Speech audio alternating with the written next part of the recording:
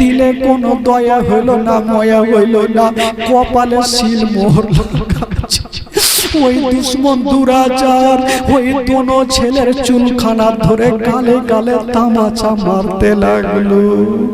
মারতে মারতে বললো চলো চলো তোমরা কে ইবনে জিয়াদের দরবারে নিয়ে যাও। ছোট্ট ছেলে বলছে দাদা গো, হয়তো আর আমাদের জীবনটা বাঁচবে না, হয়তো এবার আমাদের দুনিয়া থেকে সরে যেতে হবে। তবে বেরাদার, ওইদিকে ইমামে মুসলিম যখন শহীদ হলো, ওবাইদুল্লাহ ইবনে জিয়াদ খুশিতে লাফাচ্ছে। একটা লোক এসে বলছেন, ওগো ওবাইদুল্লাহ ইবনে জিয়াদ, আপনাকে খুশি হতে হবে না। কেন? বলে কথাই বলে, সাপকে মারলে সাপের বাচ্চা একদিন ফনা তুলে। কারণটা কি বলো? বলে ইমামে মুসলিম একাই আসেনি, ইমামে মুসলিম তার দুটা বেটাকে সাথে করে নিয়ে এসেছিলেন। কি করব? বলে তারা যখন বড় হবে তখন বাপের বদলা নেবে। কি করব? বলে তার দুটা বাচ্চা এখনো কুফা শহরে আছে, আপনি যদি পারেন তবে দুটা বাচ্চাকে ধরে জবাই করে দেন। আহ, ছোট্ট ছোট্ট ছেলে কাজী সারার বাড়িতে আরামে ঘুমিয়ে আছে, সূর্যর মতো চেহারা। কিন্তু কাজী সারা চিন্তা করছেন, আল্লাহ আমার বাড়িতে দুটা জান্নাতি ফুলালে রাসূল শুয়ে আছে।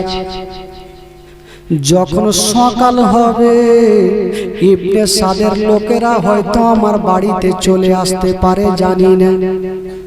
তবে যদি চলে আসে দুটা বাচ্চাকে ধরে জবাই করব। ওই কাজী সারা দুটা বাচ্চার কাছে গিয়ে দেখছেন বাবা দুটা বাচ্চা এক অপরের গলা ধরে ঘুমিয়ে আছে।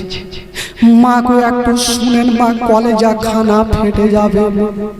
দুটা বাচ্চা এক অপরের গলা ধরে শুয়ে আছে, এত সুন্দর চেহারা। কাজী সারা পার্শ্বে দাঁড়িয়ে চিন্তা করছেন, আল্লাহ এ দুটা বাচ্চাকে আমি কেমন করে জাগাবো আর কেমন করে বলবো বাবারে তোমার আব্বার জগতে বেঁচে নেই। এই কথাটা যদি তারা শুনতে পায় তবে তারা হয়তো হাত ফেল করে মারা যাবে। হায় রে কাজী সারা ওই দুই বাচ্চার পাশে দাঁড়ায়া ঝরঝর করে যেন কাঁদতে আরম্ভ করেছে। দুটা বাচ্চাকে কেমন করে বলবো তোমাদের আব্বা, যদি এই কথাটা শুনে দুটা বাচ্চা কি হবে অবস্থা। কাজী সারা কাঞ্চার চিন্তা করছে, আল্লাহ আমি জাগাবো কেমন করে। ওই কাজী সারা কাঁদতে ছিল আর চোখের একটা পানি যেন দুই বাচ্চার গালে পড়ে গেল, যেমনই গালে পড়ে গেছে। ওই বাবা গো ওই দুই বাচ্চা চোখটা খুলে দেখছে, কাজী সারার চোখ দিয়ে যেন ঝরঝর করে পানি। দোনো ছেলে বলছে রে চাচা, হো গো চাচা, চাচা গো আপনি কাঁদছেন কেন চাচা? কে আপনাকে দুঃখ দিয়েছে চাচা? কে আপনাকে কষ্ট দিয়েছে? কেন কাঁদছেন চাচা বলুন? কাজী সারা বলছেন, বাবা রে আমি কেন কাঁদছি বাবা, যদি তোমাদেরকে বলে দিই তবে তোমাদের পা থেকে জমিন পর্যন্ত সরে যাবে। দোনো ছেলে বলছেন চাচা গো একটু বলুন। তবে ছোট্ট ছেলেটা বলছেন, চাচা গো আমরা আপনার দুঃখের কথাটা পরে শুনবো, চাচা আগে বলুন আমার আব্বা জান কোথায় আছে? আমার আব্বা কেন আসে না চাচা? আমার আব্বা কোথায় আছে? এই কথা যেমনই বলতে নাই, হাই রে কাজী সারা মুখে উত্তর করে না, শুধু চরচর করে কেঁদে যাচ্ছেন বাবা। কাজী সারা মুখে কথা বলতে পারে না। দোনো ছেলে বলছেন চাচা একটু বলুন চাচা আমার আব্বা জান কোথায়? কাজী সারা কাঁদতে কাঁদতে বলছেন, বাবা রে বাবা, তোমরা যাকে আব্বা বলে মনে করেছো, তোমার আব্বার জগতে বেঁচে না। কি হয়েছে চাচা? বলে ওই ইবনে সাদের লোকেরা পাড়ার ছাদের ওপরে নিয়ে গিয়ে গর্দানকে কেটে নিয়েছে। এই কথা বলতে নেই, ছোট ছেলেটা দাঁড়িয়ে থাকতে পারলেন না, জমিনে পড়ে গেল। আর বড় ছেলেটাও জমিনে পড়ে গেছে। হাই রে কাজী সারা, দোনো ছেলেকে তুলে যেন বুকখানে লাগিয়েছে। ওরে লাডলা তুলারা, ওরে কলেজার পারা, তোমরা কান্দিও না রে বেটা, কান্দিও না, আমি সব সহ্য করিব, তোমাদের চোখের পানি সহ্য করব না। দোনো ছেলে বলছেন, চাচা চাচা এটা কি খবর দিলেন চাচা?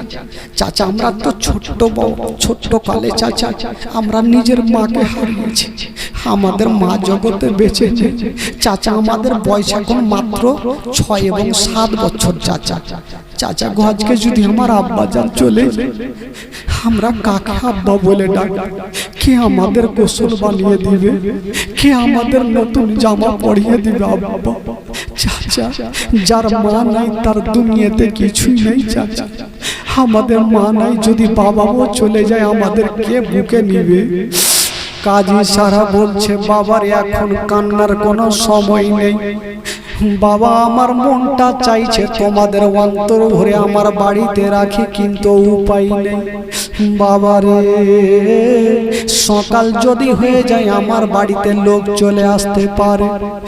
বাবা এক কাজ করো, তোমরা রাতারাতি এখান থেকে তোমরা মদিনায় চলে যাও। দোনো ছেলে বলছেন, চাচা আমরা এই কুফা শহরের রাস্তা আমরা জানি না কোন দিকে যাব রাতের অন্ধকারে। কাজী সারা বলছেন, বাবারে তোমরা চিন্তা করো না, আমি তোমাদের রাস্তা দেখিয়ে দিব, তোমরা রাতারাতি পৌঁছে যাবে মদিনা। ছোট ছেলেটা বলছেন, দাদা দাদা গো, আমরা যদি মদিনায় যেতে পারি দাদা তবে ভালো হবে দাদা। বলছেন, চাচা গো আমাদের রাস্তা দেখিয়ে দেন চাচা, আমরা কোথায় যাব? কাজী সারা নিজের বেটাকে ডাক দিচ্ছেন, যার নাম হলো আসাদ। বলছেন, বেটা রে শুনেছি কুফা শহর থেকে কয়েকটা কাফেলা যাবে মদিনার রাস্তাতে, তুমি নিয়ে যাও দুটা ছেলেকে রাতের বেলাতে ওই যে 3 মোহনা রাস্তাতে নিয়ে যাও, রাতের বেলাতে 3 মোহনা রাস্তাতে ছেড়ে দিও। যখন তারা হাঁটবে আর ওই যারা দুলদুলে থাকবে তাদেরকে দেখবে, যদি একটু মনে দিলে দয়া হয় তবে একটু তারা দুলদুলে চাপিয়ে নিবে। আসাদ কাঁদতে কাঁদতে ওই 2টা ছেলের হাতখানা ধরে বলছেন, ভাই চলো তোমাদেরকে নিয়ে যাব। 2টা ছেলে কাজী সারাকে সালাম করে দিয়া বাবা গো চলে যাচ্ছেন।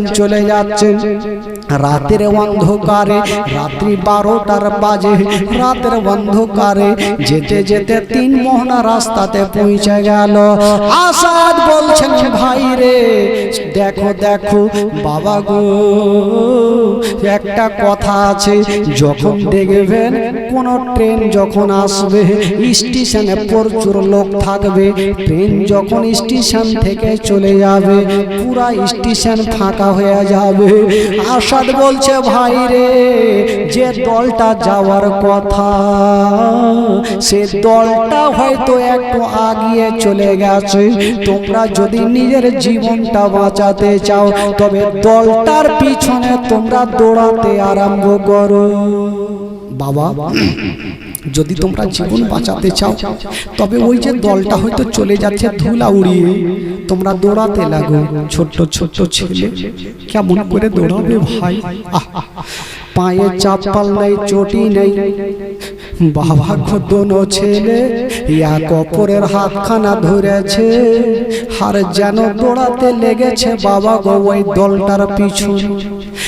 এত জোরে দৌড়াচ্ছে না বাবা, হাইরে রাস্তা দিয়ে যাচ্ছে না, পায়ের তালুর চামড়া গুলা পর্যন্ত উড়ে যাচ্ছে। এত সুন্দর চেহারা। হঠাৎ করে বন্ধুরা ছোট ছেলেটা রাতের অন্ধকারে জান বাঁচার জন্য দৌড়াতে ছিল। একটা পাথরে উঝট খেয়ে মুখের ভরে যেন জমিনে পড়ে গেল। যেমন জমিনে পড়েছে হাঁটুর চামড়া গুলা পর্যন্ত উড়ে গেল। বড় ভাই তুলে বুকে লাগিয়েছে, ভাই রে তোমার কি ব্যথা হয়েছে বলো। ছোট ছেলেটার চামড়া উড়ে গেছে, তবুও বলছে দাদা গো দাদা আমার কোনো ব্যথা হয়নি। ছোট ছেলেটার দিল বলছে যদি আমার ব্যথার কথা আমার বড় দাদাকে বলি তবে আমার থেকে আমার দাদা বেশি কষ্ট পাবে। এই জন্য বলছে দাদা গো আমার ব্যথা হয়নি। তবে বেরাদার যেমনই ছোট্ট ছেলেটাকে তুলে দাঁড় করিয়েছেন বাবা, ধুলা উড়িয়ে যে দলটা যেতেছিল কোথায় যেন দলটা হারিয়ে গেল, কোন দিকে গেল। ছোট্ট ছেলে বলছে দাদা গো মনে হয় এই ডান দিকে রাস্তাতে গেল। দৌড় দিল বাবা, একটু আগিয়ে যাচ্ছে কাউকে দেখা যায় না, আবার বাম দিকে দৌড়ালো কাউকে দেখা যায় না। সারা রাত দৌড়িয়েছেন বাবা, সারা রাত দৌড়িয়েছেন, রাস্তা ভুল হয়ে গেছেন। ছোট্ট ছোট্ট ছেলে রাতের অন্ধকারে কোন দিকে যাবে গো, রাস্তা ভুল করে ফেলেছে। যখন সূর্যটা সকালে সূর্যটা উঠতে যাবে, ছোট্ট ভাই বড় ভাইকে জিজ্ঞেস করছেন দাদা দাদা গো আমরা তো সারা রাত দৌড়িয়েছি দাদা, আমাদের পায়ে চাপ্পাল না থাকার কারণে তালুর চামড়া পর্যন্ত উড়ে গেছে দাদা। দাদা একটু তাকিয়ে দেখো না, হয়তো আমরা মদিনায় চলে এসেছি দাদা। বড় ভাই যেমনই কানটা খাড়া করেছেন বাবা, শুনতে পাচ্ছেন কুফার জুমা মসজিদে ফজরের আজান হচ্ছে। বড় ভাই দেরি করলেন না, কানতে কানতে ছোট ভাইকে বুকখানে জড়িয়ে বলছেন ভাই রে হয়তো আর আমাদের নসিবে মদিনা নাই রে ভাই, আমরা আর মদিনা যেতে পারবো না। দোনো ভাই বুকে বুকে লেগে ঝরঝর করে কাঁদছে। হঠাৎ করে যখন সূর্যটা উঠে যাবে, ছোট্ট ভাইকে আল্লাহ এত বুদ্ধি জ্ঞান দিয়েছে, বলছে দাদা গো দাদা সূর্য তো উঠে যাচ্ছে, ইয়াজিদের সৈন্যরা যদি চলে আসে দাদা হয়তো আমাদের ধরে ফেলবে। দাদা কোথায় যাব রে ভাই? বলছে দাদা গো এমন একটা জায়গা খুঁজে নাও যেই জায়গাতে থাকবো আমরা ধরা পড়বো না। ছোট্ট ছেলেটা চতুর্দিকে তাকিয়ে দেখছেন বাবা, সামনে একটা বিশাল বড় পাহাড় দেখা যায়। ছোট্ট ছেলে বলছে দাদা গো চলো আমরা পাহাড়ের ওপরে উঠে যাব, সেইখানে লুকিয়ে থাকবো।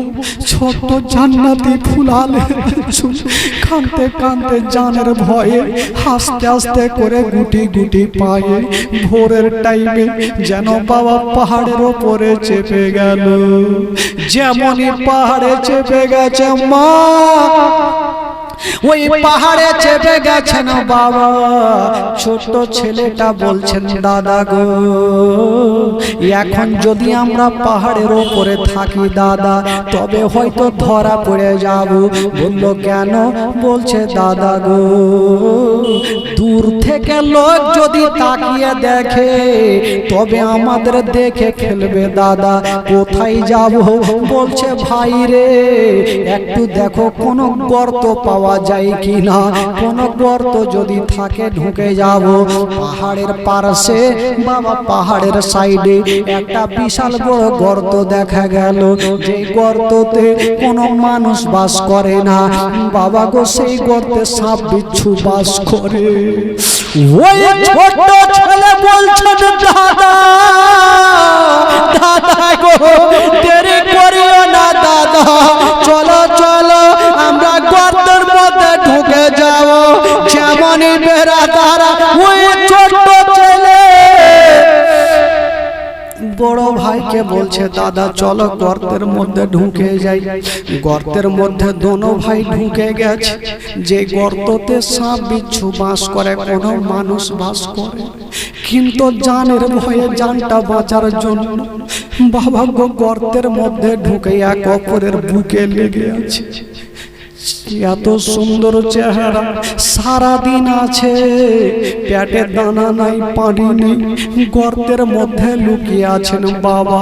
সারাদিন থাকলো, যখন সূর্যটা ডুবতে যাবে ছোট্ট ছেলে বলছে দাদা গো দাদা তুমি মাথাটা গর্ত থেকে বের করে দেখো সূর্যটা ডুবেছে কিনা। যেখানে বাঘের ভয় হয় সেইখানে বাঘের সঙ্গে দেখা হয়।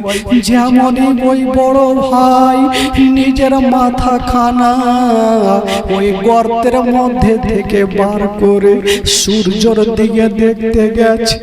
এক দুশ্মন দুরাচার দূর থেকে ওই বড় ছেলেটার মাথা দেখে নিল। যেমনই মাথা দেখেছেন বাবা, ওই দুশ্মন দুরাচার দৌড়িয়ে আসিল, আর বড় ভাইয়ের যেন চুলখানা ধরে নিল, ধরে টান দিচ্ছে।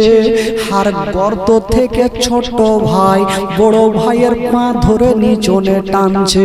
ছোট ভাই বলছে দাদা গো দাদা তুমি কেন আমাকে টানছো উপরে? বড় ভাই বলছে ছোট ভাই রে তুমি আমাকে ছেড়ে দাও, ভাই আমি ধরা পড়ে গেছি।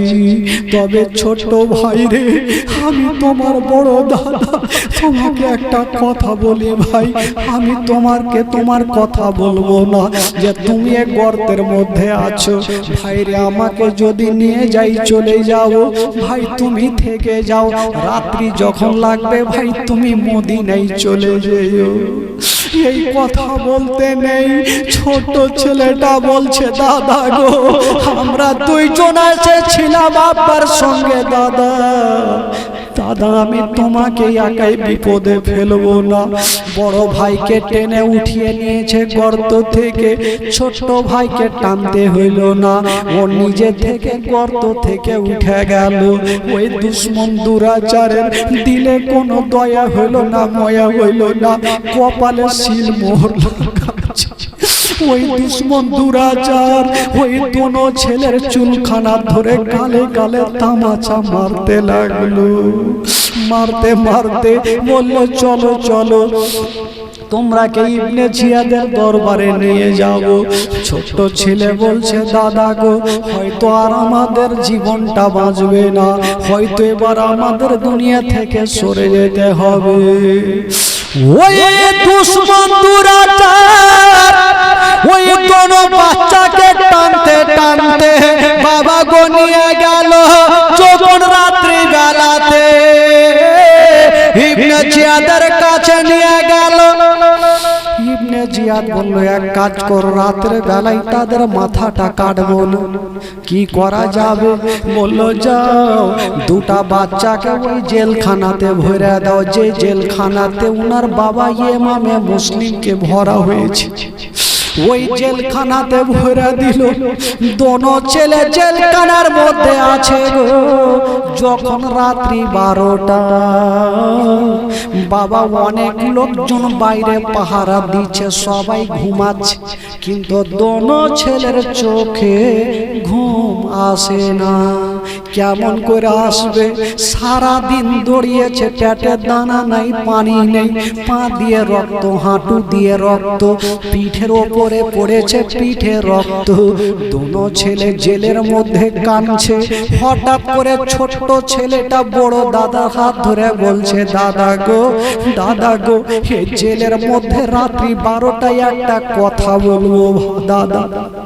বড় ভাই বলছে ভাই জেলের মধ্যে আছো, তুমি কি বলবে বলো, তাও তোমার কথা একটু শুনি।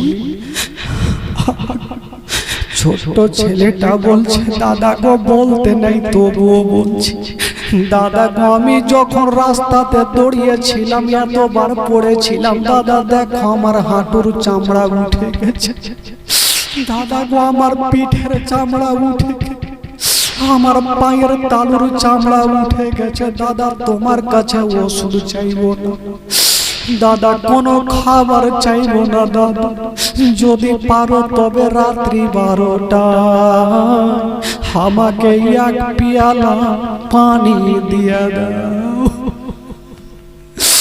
ওই ছোট্ট ছেলের কথা শুনে বড় ভাই কাঁদতে লাগলো আর বলছে, ভাই রে তুমি যেইখানে আমি সেইখানে, ভাই তুমি যেইখানে আমি সেইখানে, তোমাকে পানি আমি কোথায় থেকে দিব বলো?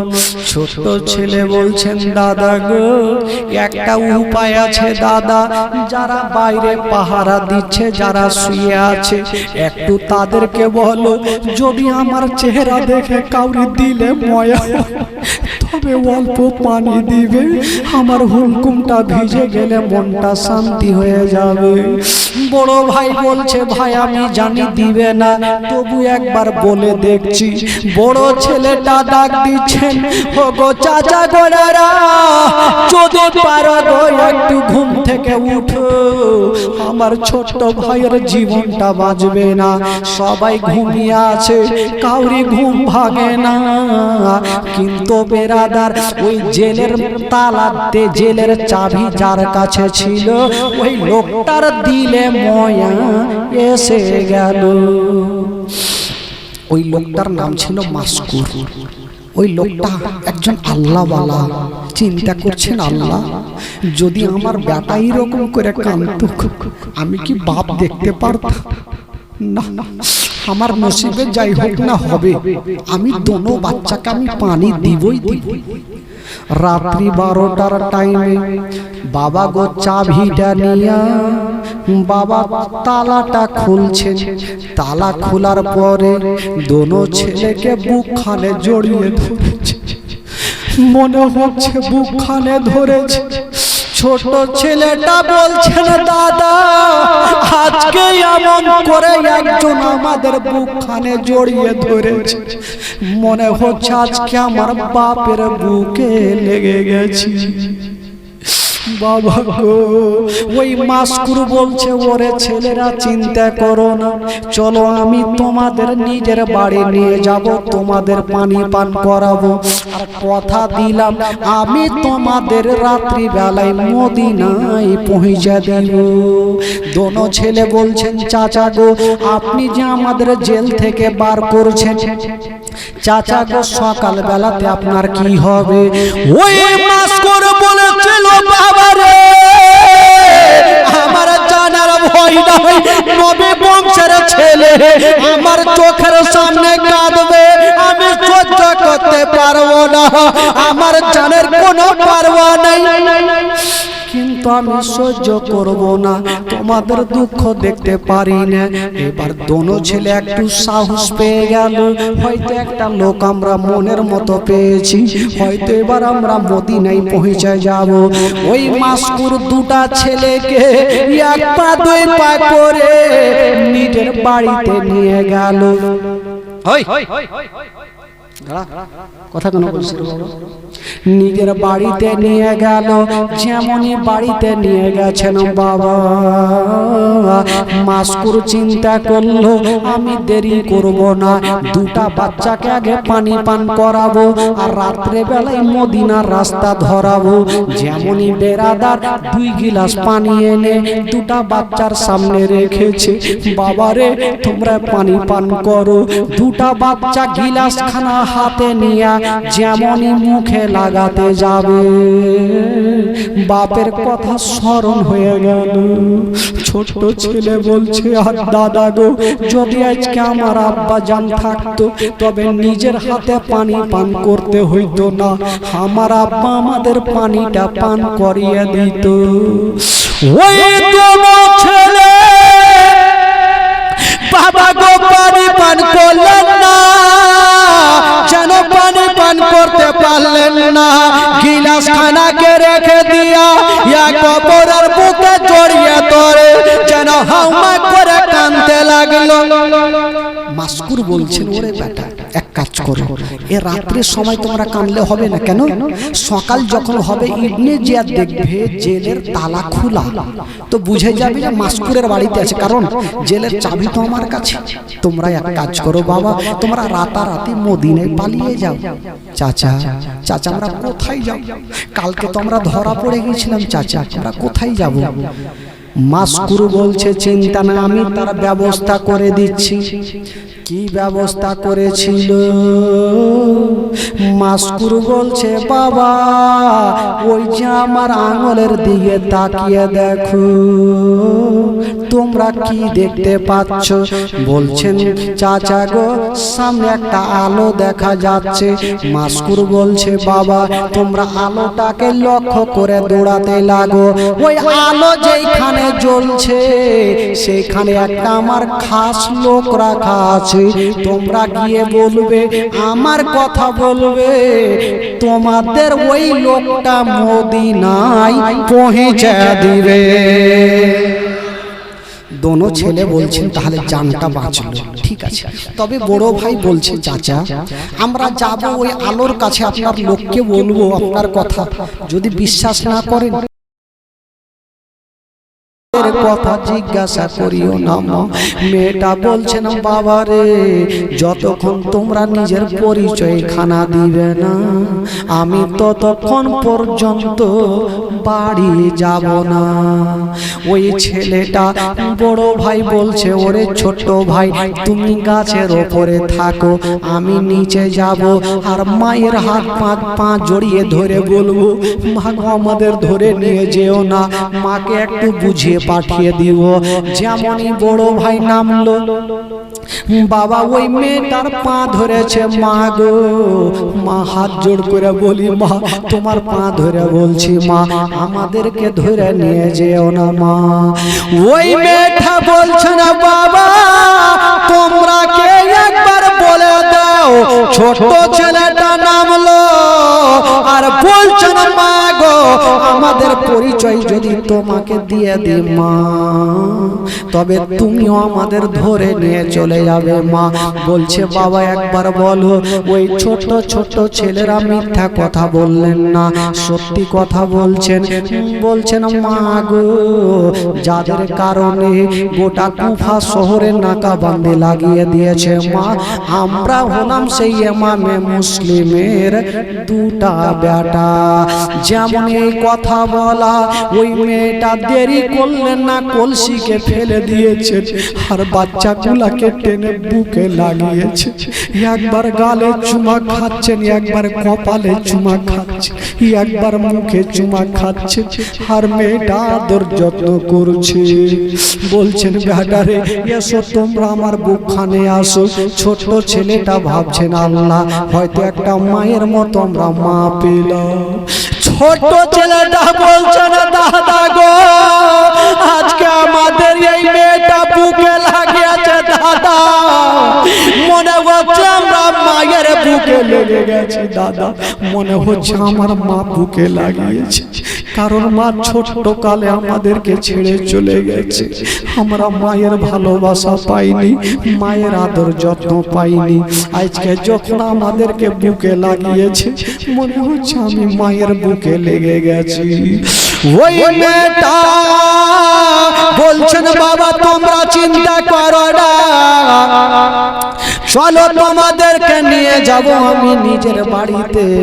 ওই বাচ্চাগুলা বলছেন মা গো আমাদেরকে নিয়ে যেও না মা। বলছে বাবা তোমরা চলো, তোমরা যদি আমার বাড়িতে চলে যাও তবে আমার ঘরখানা আলোকিত আলো হয়ে যাবে। জোরে বলুন আরো জোরে। বাবারে আমার ঘরখানা আলো হয়ে যাবে, কারণ তোমরা হচ্ছে নবী বংশের ছেলে, জান্নাতি ফুল আলের রাসূল। চলো তো দুটা বাচ্চা মনে ভাবলো একটা মার মতো মা পেয়েছি, জানটা তো বাঁচবে, চলো তাহলে। ওই মেয়েটা আদর করতে করতে দুটো বাচ্চাকে বাড়ি নিয়ে গেল সর্বপ্রথম মেয়েটার ইচ্ছা জাগলো মনে, দুটা বাচ্চার গায়ে ধুলা বালি লাগাছে, প্রথম গোসলটা বানিয়ে দিন। কিন্তু জামা পরে আছে মা, ওই মেয়েটা যেমনই জামাটা খুলতে গেছে, ছোট্ট বাচ্চা মা বলে কেঁদে গেল। কেন কেঁদে গেছে? জামাটা খুলছে কিন্তু খুলে আসে না। কেন খুলে না? মেয়েটা সঙ্গে সঙ্গে পানি নিয়ে আসিল। বাবা গো, কেন খুলে না? ওই যে পাথরে পড়েছে, ধুলাতে পড়েছে, কি বলে ইটের উপরে পড়েছে, আর পিঠে বড় বড় চাকা চাকা ঘা হয়ে গেছে, রক্ততে জামা গুলা লেগে জামা শুকিয়ে গেছে, খুলে আসে না। ওই মা সঙ্গে সঙ্গে এক লোটা পানি এনে সুন্দর করে ভিজিয়ে ভিজিয়ে জামাটা খুলেছেন। যেমনই জামাটা খুলেছেন বাবা, ওই মেয়েটা খোদার কসম তাকিয়ে দেখছেন বাবা, তাকিয়ে দেখছেন গোটা দুটা ছেলের পিঠে চাকা চাকা যেন মাংস দেখা যায়। ওই মেয়েটা দেখার পর কাঁদছে, আল্লাহ যদি আমার ছেলের এই অবস্থা হইতো তবে আমি মাকে দেখতে পারতাম। ওই মেয়েটা সুন্দর করে বাবা পরিষ্কার করে দিয়া, ঘাগুলা ভালো করে পরিষ্কার করে দিয়া, ওই মা সুন্দর করে একটা নতুন জামা পরিয়ে দিয়েছেন, আর জামা পরিয়ে দিয়ে পানি দিয়েছেন, খাবার দিয়েছেন। দোনো ছেলে বলছেন, মা গো আমরা খাবার খাবো না মা, আমাদের মদিনা পাঠার ব্যবস্থা করে দেন মা। ওই মেয়েটা বলছেন, বাবা রে তোমরা চিন্তা করো না রে বাবা, তোমরা রাতের বেলাতে আমার ঘরে ঘুমিয়ে যাও, সকাল যখন হবে আমি আঁচলের ভিতরে তোমাদেরকে ভরে নিয়ে আমি তোমাদের সহি সালামতে মদিনায় পৌঁছে দিব। দুটা বাচ্চা কত আনন্দ হইল, একটা মার মতো মা পেয়েছি, এবার হয়তো আমরা মদিনায় যেতে পারবো। ওই বাবা গো, সঙ্গে সঙ্গে ওই দুটা বাচ্চা যেন ঘরের মধ্যে আরাম করছেন বাবা। তবে একটা কথা বলি, মেয়েটা তো ভালো, কিন্তু মেয়েটার স্বামী ভালো ছিল না। ওই মেয়েটার স্বামীর নাম ছিল হারিস পাপি। হারিস পাপির ঘটনা শুনেন বাবা, যে সমাতে দুটা বাচ্চাকে জেলখানা থেকে বার করেছিল বাবা গো, ওই জিয়াদ আবার অর্ডার করেছিল, যাও যাও দুটা বাচ্চাকে যারা খুঁজে দেবে এমন টাকা দিব সারা জীবন বসে বসে খাবে, টাকা শেষ হবে না। ওই দুইটা বাচ্চাকে খোঁজার জন্য ওই হারিস পাপিও বেরিয়ে গেছে। দুটা বাচ্চাকে যদি খুঁজে পায়ে যায় তবে আমার উন্নতি হয়ে যাবে, টাকা টাকা হয়ে যাবে। ওই হারিস পাপি বাবা গো বাচ্চাকে খোঁজার জন্য বেরিয়ে গেছে জঙ্গলে। হঠাৎ করে ঘোড়া ছিল, ঘোড়া উজুট খেয়ে পড়ে গেছে, ঘোড়াটা মারা গেল। আর যেমনই মারা গেল ওই হারিস বাবা গো হাঁটতে হাঁটতে যেমনই ঘরে ঢুকবেন বাবা, ওইদিকে হারিসের বিবি বলছেন, বেটা রে আমার স্বামীর অবস্থা মনটা ভালো নাই, আমার স্বামীর ব্রেনে তার কাটা, বেটা এক কাজ করো, আমরা আমার বলা না পর্যন্ত তোমরা ঘরের মধ্যে থাকো, ঘর থেকে তোমরা কথা বলিও না রে বাবা, সকাল হলে আমি তোমাদের পৌঁছা দিব। দুটা বাচ্চাকে আদর করে চুমা খেয়ে, গালে মুখে চুমা খেয়ে আদর করতে করতে মা একটা ঘরের ভিতরে ভরে দিয়া বাইরে থেকে তালা মেরে দিয়েছেন, যাতে স্বামী বুঝতে না পারে ওই ঘরে কেউ আছে। বেরাদার বন্ধুগণ, মা গো ঠিক হারিস পাপি হাঁটতে হাঁটতে চোখে পানি নিয়ে, যেহেতু ঘোড়াটা মারা গেছে, কাঁদতে কাঁদতে বাড়ি ঢুকলো। বলছেন, বিবি রে দেরি করো না, তাড়াতাড়ি খাবার দাও, মন মিজাজ ভালো নাই। বিবি বলছে, স্বামী গো কি হয়েছে আপনার, এত টেনশন কেন? বলছে, বিবি তুমি কে জানো না, শুনেছো ইমামে মুসলিমের দুটা বেটা এই কুফা শহরে আছে, যদি খুঁজে দিতে পারি তবে প্রচুর টাকার ইনাম পাবো। বিবির মনে সন্দেহ হয়ে গেল, আল্লাহ জানি না আমার বাড়িতে দুটা নবী বংশের ছেলে আছে, আমার স্বামী যেন জানতে না পারে। ওই বিবি দেরি করলেন না, সঙ্গে সঙ্গে খাবার রেডি করে স্বামীকে দিলেন, চটপট করে দিয়েছেন। হারিস খাবারটা খেয়ে বিছানাতে শুয়ে গেছে, এখন পর্যন্ত ঘুমটা আসেনি। আর বাবা গো হারিস বিছানায় আছে, আর ওই দুই বাচ্চা যে ঘরের মধ্যে আছে তাদের ঘটনা কি ঘটছে। দুটা বাচ্চা শুয়ে আছে, শুয়ে শুয়ে হঠাৎ করে দুটা বাচ্চা একটা স্বপ্ন দেখলো। কি স্বপ্ন দেখলো? ছোট্ট ছেলেটা বলছে, দাদা গো, দাদা গো। কি হলো রে ভাই? দাদা গো, দাদা গো, একটা স্বপ্ন দেখলাম, স্বপ্ন দেখে আমার কলেজাখানা ফেটে গেল। বলো কি স্বপ্ন? বলছে, দাদা গো, আমি স্বপ্ন দেখলাম আমার আব্বা জান হাউজে কাউসারের পানি নিয়ে দাঁড়িয়ে আছে।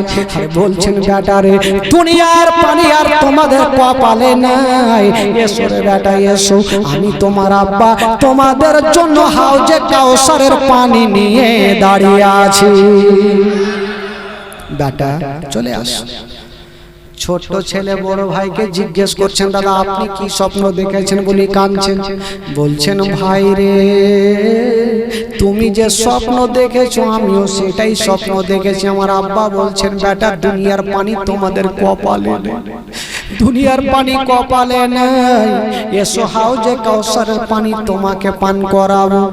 বড় ভাই বলছেন, ভাই রে বুঝা গেল আর স্বপ্নের মানে হইল দুনিয়ার পানি যখন আমাদের কপালে নাই, তবে আমাদের মরণটা কাছিয়ে এসে গেছে। হয় তোমরা দুনিয়া থেকে বিদায় নিব, এই কথা ভেবে দোনো বেটা দোনো ছেলে এক অপরের বুকে গলা লেগে লেগে গেছে, আর ডুগরে ডুগরে কাঁদতে লাগলো। ডুগরে ডুগরে কাঁদছেন মা, যেমনই কাঁদতে লেগেছে না বাবা, এই কান্নার আওয়াজ ওই হারিসের কানে পৌঁছে গেল। হারিস ভাবছেন, জানি না আমার বাড়িতে কোনো ছেলে নাই, কোনো মেয়ে নাই, তবে ছোট্ট বাচ্চার কান্নার আওয়াজ কোথায় থেকে আসে। হারিস বলল, বিবি রে তাড়াতাড়ি করে চারাটা জ্বালিয়ে দাও। বলল, কেন গো? বলে, বিবি রে জানি না আমার বাড়িতে কান্নার কোথায় থেকে আওয়াজ আসে। বিবি মাথায় হাত দিয়ে ছাল্লা, সব শেষ হয়ে গেল, বরবাদ হয়ে গেল, এবার দুটা বেটা আমার ধরা পড়ে যাবে। বিবি বলছে, স্বামী গো আমার বাড়িতে নাই, হয়তো পাশের বাড়ি থেকে কান্নার আওয়াজ আসছে, আপনি শুয়ে যান। হারিস আবার ঘুমাচ্ছে, আবার কান্নার আওয়াজ আসছে। হারিস বলছেন, বিবি দেরি করো না, আমাকে চারাটা জ্বালিয়ে দাও, বাইরে কান্না করে না, আমার বাড়িতে আছে, ওই ঘরটাতে আছে। হারিস পাপি যেমনই চারাটা জ্বালিয়ে নিয়ে ওই ঘরের পাশে গিয়েছেন, বাবা গো চাবিটা নিয়ে তালাটা খুলে দিয়ে যেমনই পাল্লাটা সরিয়ে দেখছেন, বাবা দুটা যে জান্নাতি ফুল আলে রাসূল নবী বংশের ছেলে ইয়া কবরের বুকে বুকে লেগে ডুগরে ডুগরে কাঁদছে। হারিস কিন্তু চিনে না, বলল, ওরে ছেলেরা বলো বলো তোমরা কার ছেলে বলো, আমার বাড়িতে কাঁদছো কেন? ছোট ছেলেটা বলছে, এই বাড়ির মা ভালো, হয়তো এই লোকটাও ভালো হতে পারে, মিথ্যা কথা বললেন না। বলছেন, চাচা গো আমরাকে চিনতে পারছেন না, চাচা গো আমরা হলাম সেই ইমামে মুসলিমের দুটা বেটা মোহাম্মদ আর ইব্রাহিম। যেমন এই কথা বলা, হারিস অত্যন্ত খুশি হয়ে গেল, আজকে আমার বাড়িতে দুটা শিকারকে পেয়ে গেছি, দুটা ছেলেকে সকাল বেলাতে নিয়ে যাব। তবে বেরাদার বন্ধুগণ ওই হারিস সারাদিন ধরে রাত দিনের বেলাতে নিজের ঘোড়াটা নিয়ে গেছিল, ঘোড়া মারা গেছিল, তার মন মিজাজ ভালো নেই, ঘোড়া মারা গেছে দুটা বাচ্চার কারণে। ওই হারিস পাপি ঘোড়ার রাগটা দুটা বাচ্চার উপরে ঝাড়তে লাগলো। কি করেছিল হারিস পাপি? দুটা বাচ্চার গালে তামাচা মারতে লাগলো, চুলগুলা ধরছে আর গালে গালে বাচ্চাগুলাকে মারছে। ছোট ছেলেটা বলছে চাচা গো ছেড়ে দাও, আমাদের মা নেই বাবা নেই, আমাদের কষ্ট দিও না। হারিস পাপি এত জোরে মারছে গো, দুটা বাচ্চার গালগুলা যেন লাল লাল হয়ে গেল। আর মার খাওয়ার মতো শক্তি নেই, দুদিনের ভুখা পিয়াসা, পেটে দানা নেই, পানি নেই, তবু হারিসের দিলে দয়া হয় না, ময়া হয় না।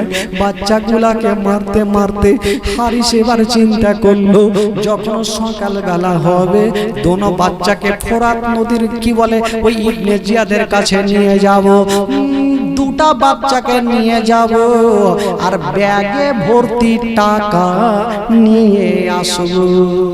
হারিস পাপি ভাবলো দুটা বাচ্চাকে সকালবেলাতে নিয়ে যাব, ইবনে জিয়াদকে জমা দিব, প্রচুর টাকা নিয়ে আসবো। খুব অত্যন্ত খুশি।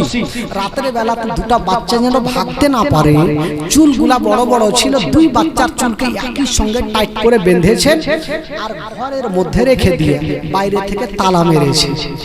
কিন্তু বেরাদার বন্ধুরা, যখন সকাল হতে গেল ওই হারিস সারা রাত ঘুমায়নি, মনের মধ্যে একটা শয়তানি ঢুকে গেল। কি?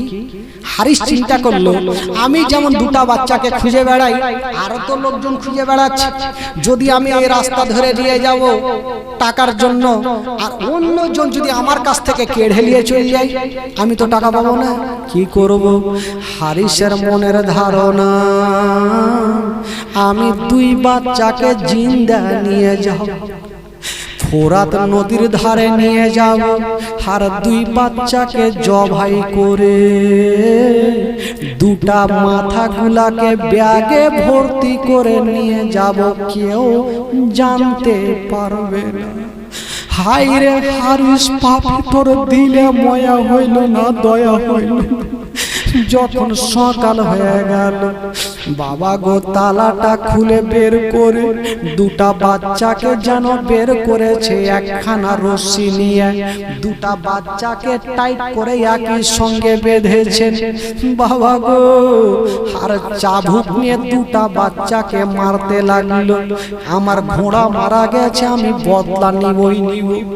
এত দুটা বাচ্চাকে মারে ওই হারিসের বিবি বলতে লাগলো, স্বামী গো, ও গো আমার মাথার তাজ, আপনি যখন বাচ্চাগুলাকে চাবুক মারছে মনে হচ্ছে ওই চাবুক খান আমার কলেজাতে লাগছে।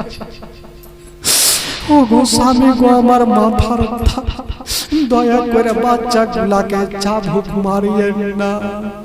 বিবি বারবার করে স্বামীর পা ধরে বলছে, স্বামী গো ছেড়ে দে, যদি আজকে ছেলেদের এক পেয়ালা পানি পান করিয়ে দে তবে কালা হাসরের মাঠে হাউজে কাউসারের পানি খেতে পাবে।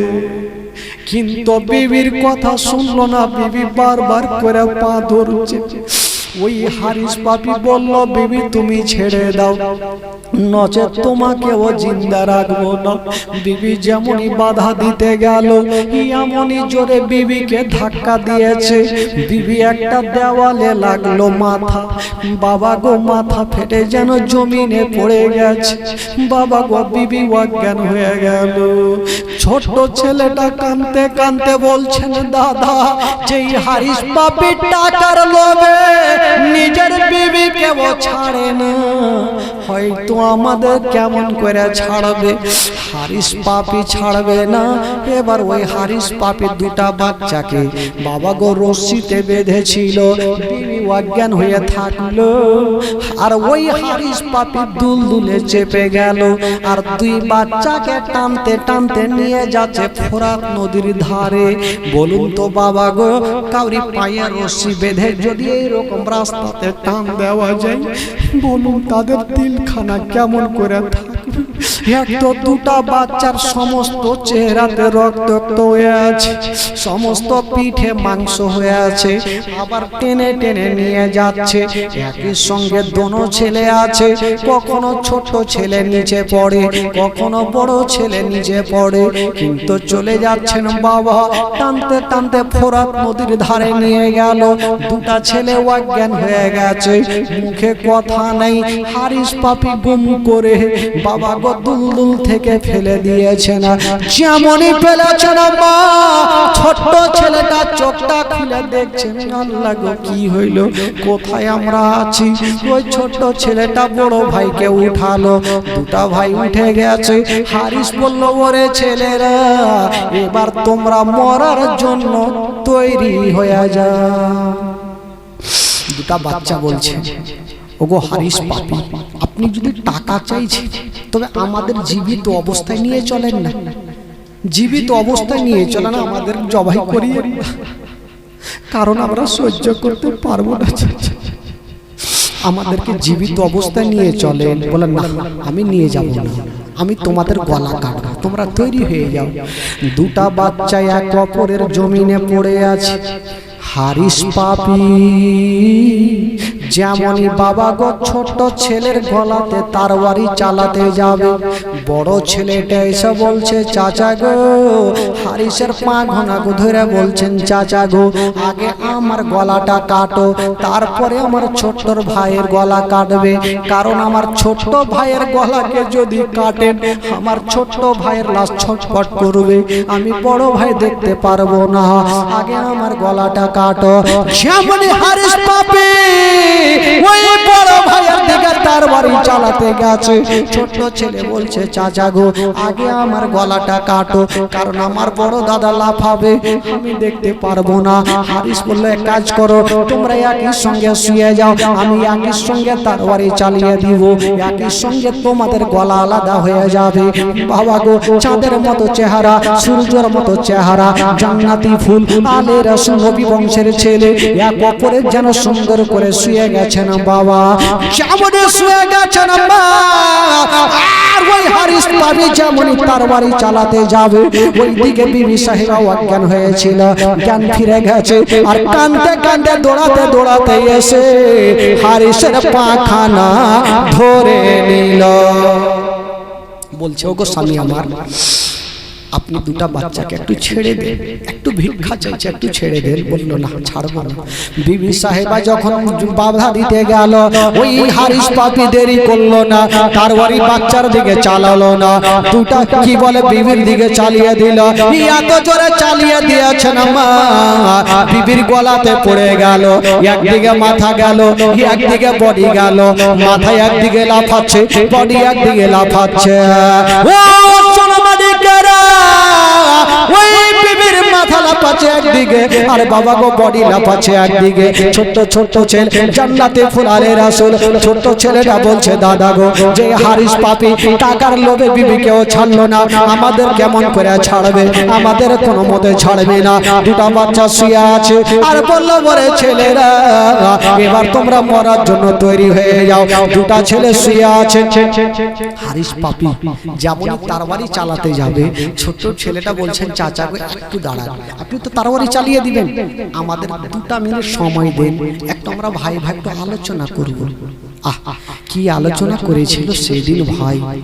ছোট্ট ছেলেটা বলছেন, দাদা গো, সর্বপ্রথম বলি, দাদা তুমি আমাকে ক্ষমা করে দাও। বলছে, কেন রে ভাই, তুমি আবার কি অন্যায় করেছো?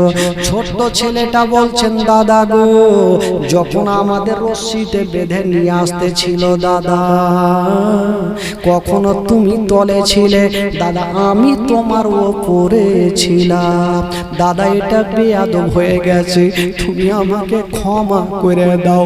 বড় ছেলেটা কাঁদতে কাঁদতে বলছে, ভাই রে, তুমি যদি পারো আমাকে ক্ষমা করে দাও, আমি একটা বিশাল বড় অন্যায় করেছি।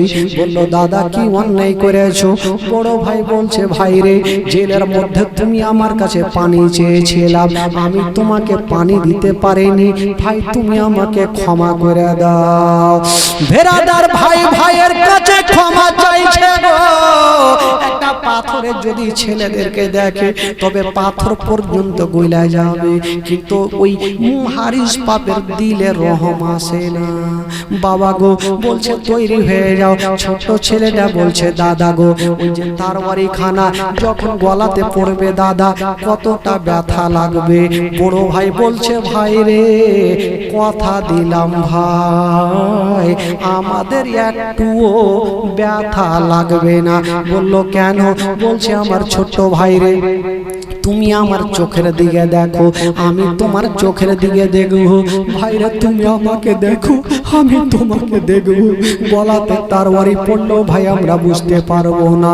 তাই করেছিল বাবা, ছোট ছেলে বড় ভাইয়ের গলা চোখে দেখে, আর বড় ভাই ছোট ছেলের চোখে দেখে।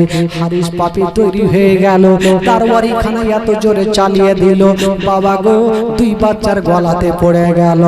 যেমনই গলাতে পড়ে গেছে, একদিকে মাথা গেল, একদিকে বডি গেল।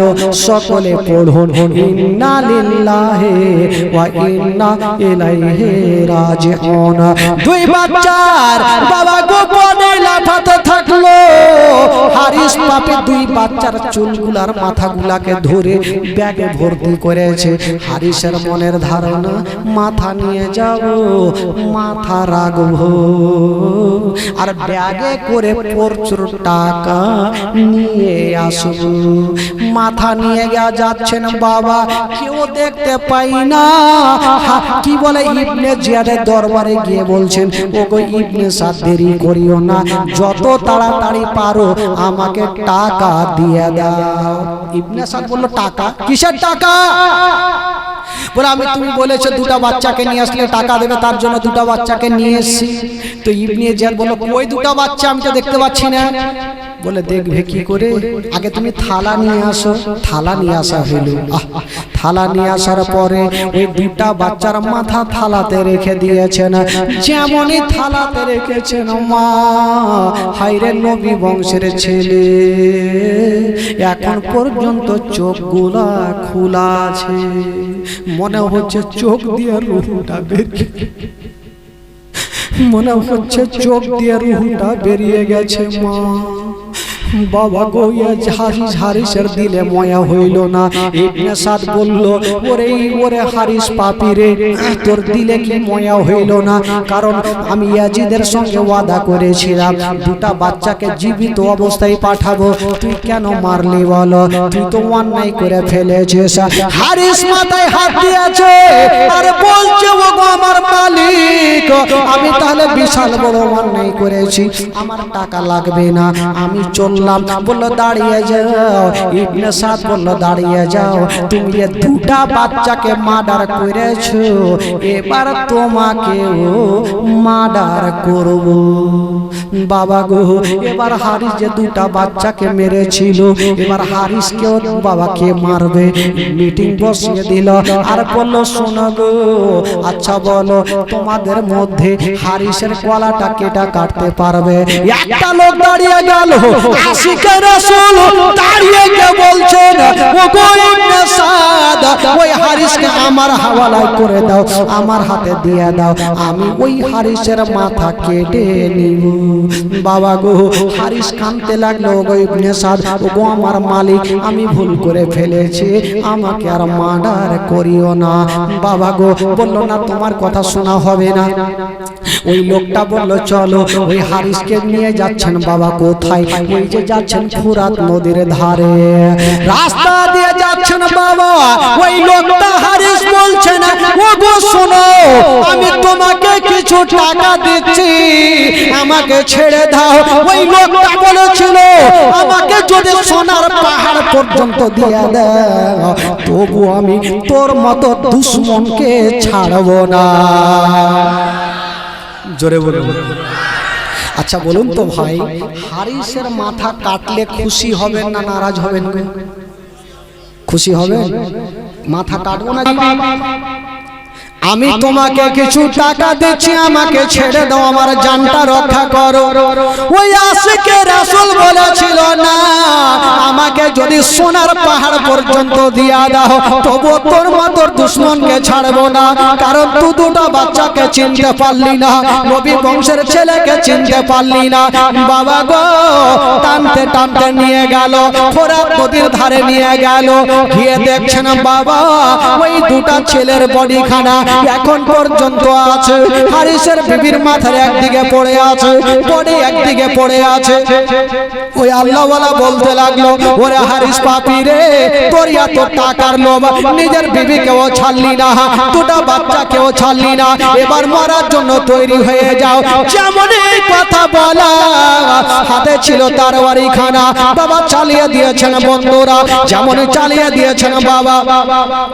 ডান হাতে পড়ে গেল, যেমনই ডান হাতে পড়ে গেছে, ডান হাতটা কেটে যেন জমিনে পড়ে গেল। হারিস বলছে, ভাই রে, তুমি আমার একটা হাতকে কেটেছো, এবার আমাকে ছেড়ে দাও, আমি একটা হাতে ভিক্ষা করে খাবো। বলে না, তোর মতো দুশ্মনকে ছাড়বো না। আবার তরবারি চালিয়ে দিল, আবার বাম হাতে পড়ে গেল, বাম হাতটা কেটে জমিনে পড়ে গেল। হারিস বলছেন, ভাই রে, এবার আমাকে ছেড়ে দাও, আমি গ্রামে গ্রামে ভিক্ষা করবো। বললো না, তোকে ছাড়বো না। আবার তরবারি চালিয়ে দিল, আবার বাম পায়ে পড়ে গেল। এবার বলতে লাগলো, হারিস পাপী, ভাই রে, আমাকে ছেড়ে দাও, এখন পাঁচে আমাকে ছেড়ে দাও। বলে না, তোর মতো দুশ্মনকে ছাড়বো না। আবার তরবারি চালিয়ে দিল, আবার একটা পায়ে পড়ে গেল। বাবা গো, হারিস মুখের ভরে পড়ে গেছে। হারিস বললো, ভাই রে, ছেড়ে দাও। বললো না, তোকে ছাড়বো না। এত জোরে তরবারি চালিয়ে দিল, বাবা এত জোরে চালিয়ে দিয়েছেন, হারিসের গলাতে পড়ে গেল। একদিকে মাথা চলে গেছে, একদিকে বডি চলে গেছে। বেরাদার বন্ধুরা, ওই আশিকের আসল বেরাদার ওই হারিসের বডি খানাকে নিয়ে, বাবা গো, বিশাল বড় নদী ছিল, ওই নদীতে চালিয়ে দিয়েছেন। যেমনই চালিয়ে দিয়েছেন বাবা, পানিতে বডি খানা পড়ে গেছে, কেন কাঁপতে আরম্ভ করেছে। পানি বলছেন, খোদা গো, এ দুশ্মনের বডিকে আমি পানির মধ্যে রাখবো না। যারা নবী বংশের ছেলেকে চিনল না, পানি এত জোরে চালিয়েছে, মাটিতে পড়ে গেল। মাটি বলছেন, খোদা গো, দুশ্মনের বডিকে মাটিতেও রাখবো না। মাটি চালিয়ে দিল, আবার পানিতে পড়ে গেছে, পানি চালালো, আবার মাটিতে পড়ে গেছে। কেউ বসতে চাহে না। ও যুবকেরা, এবার লোকজন জমা হয়ে গেল। ব্যাপারটা কি? হারিসের বডিকে পানিতেও নিতে চাই না, মাটিতেও নিতে চাই না, কি করা যাবে? যত লোকড়িগুলা ছিল একই জায়গাতে রেখে দিয়া হারিসের বডিকে জ্বালিয়ে দেওয়া হইল। জৈসি কারণী ওইসি ভরি, যেমন কাজ করবে তেমন ফল পাবে। বেরাদার বন্ধুগণ, আমার ভাইরা,